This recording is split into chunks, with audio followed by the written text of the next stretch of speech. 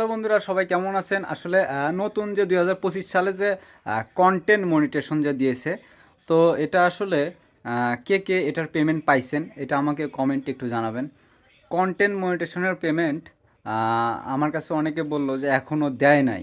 ঠিক আছে, আমার একটা ছোটো ভাই পাইছে কন্টেন্ট মনিটেশন, কিন্তু ওর $100 পার হয়ে গেছে, ওকে নাকি পেমেন্টই দেয় নাই।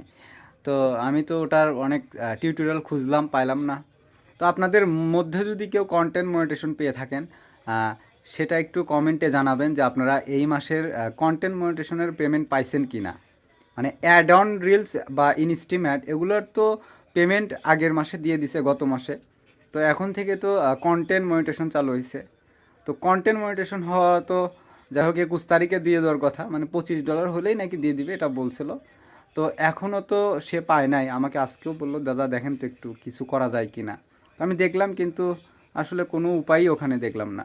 ফেসবুকের যে আপডেট, তো এখন কি অবস্থা, আপনারা যদি কেউ কন্টেন্ট মনিটেশন পেয়ে থাকেন, আপনাদের যদি $100 বা আরও বেশি হয়ে থাকে, আপনারা কি সেই পেমেন্টটা পাইছেন কি না? আজকে তো $21, সরি, 21 তারিখ পার হয়ে গিয়ে তো আজকে প্রায় 28 তারিখ চলতেছে।